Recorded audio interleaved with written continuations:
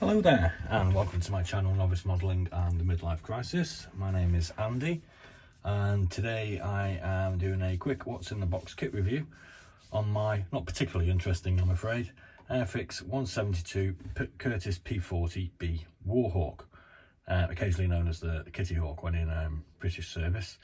I decided to do this kit today basically because yesterday I was painting some models in my garage and I was reading, as I normally do, I would read a commando comic when I'm sort of waiting for things to dry.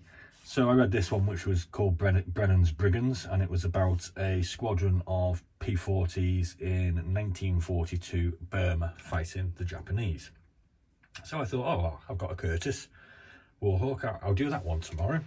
So I'm afraid it's not a particularly exciting kit, it's not a particularly expensive kit, it's not a particularly rare kit, and it's not a particularly old kit.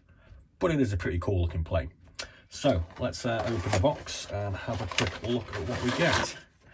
I'm going to read the blurb out first, which luckily is quite short. So the P-40B WARHAWK in its various incarnations served the United States Army Air Force throughout the Second World War, fighting in Europe, across Asia, and in the deserts of North Africa. The first model to see active service, the P-40B proved to be an effective and tough low-level fighter. While not as manoeuvrable as the Japanese Mitsubishi Zero or as fast as the German Messerschmitt Bf-109, the P-40B still proved to be a tough opponent. Pilots liked the fact it could often get them home after sustaining heavy damage, as well as being able to inflict it with its armament of 6 machine guns.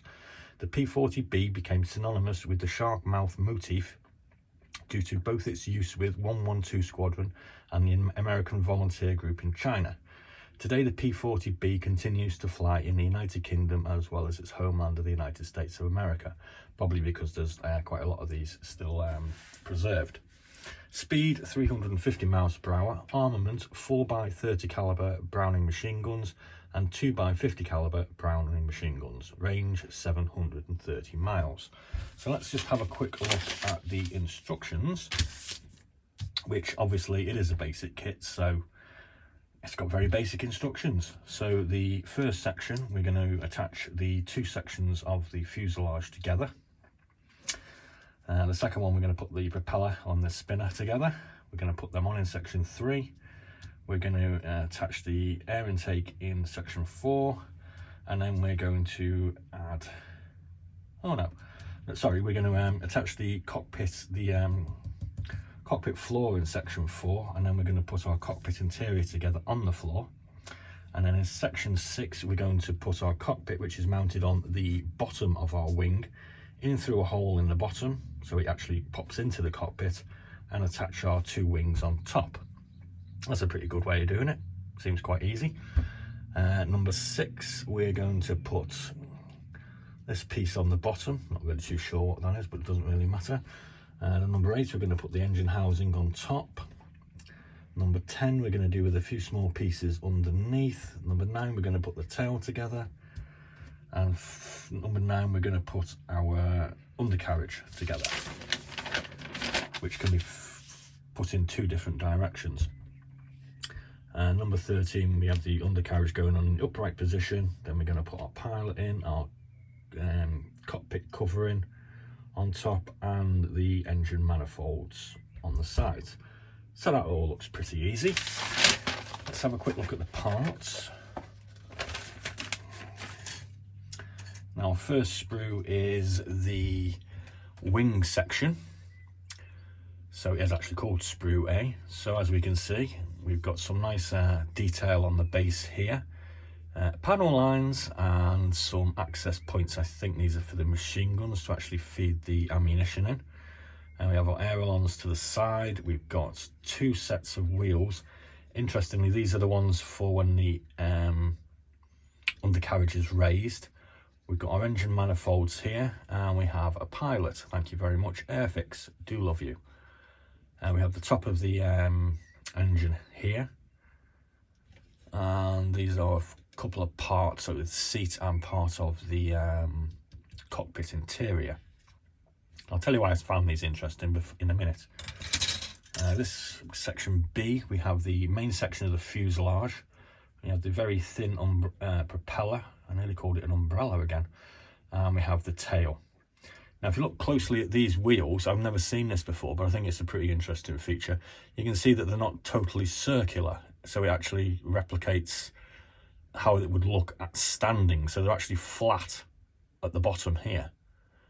So obviously, you know, it kind of says there's weight on top of these wheels, so they won't be totally circular, which kind of makes, well, it makes a lot of sense, to be honest with you. So I'm quite impressed that they've put that on.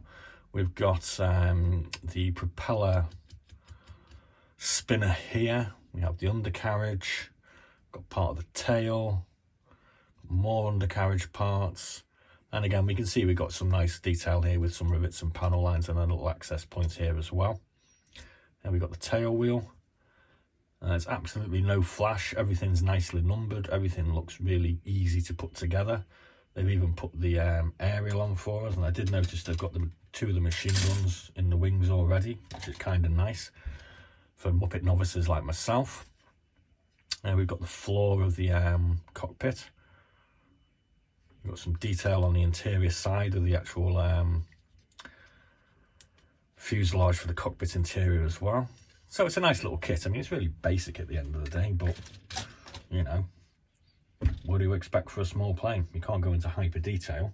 And I think the cost of this was $8.99. Yeah, I got this one from a shop. I just saw it, so I thought I'll have one of those. We got the cockpit cover here as well, which has obviously got the two extra pieces for down the sides. And inside, rattling around here, we have the decals, which, as we can see, as per the front, are either pre-war or very early war markings, because they still have the red dot in the star, which obviously was removed for not want of confusing it with a Japanese aircraft. And we have the US Army print for the bottom of the wings, which I believe was discontinued quite rapidly as well. We have a nice cockpit console decal as well, and we have a whole load of very, very, very small decals, which we're going to have either a lot of fun putting on, or we're just not going to bother. Yeah, I'm sorry about that. We've got these side numbers here, and it's all very simple. It's all very nice, but at the end of the day, like I said, I was reading that yesterday and I thought, oh, yeah, I got one of those. Let's review that one for a change. So there we go. Thanks for watching.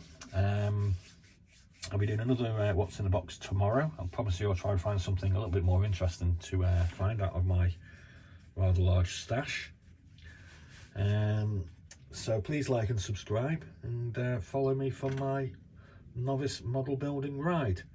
Incidentally, for those wondering what happened to my Japanese planes, I'm afraid a friend popped round to help to get my assistance to mend his bike yesterday, and we didn't get very far. So we're going back to work this evening, so we're just going to have to do them when we can now, maybe next weekend, and we'll see how we go.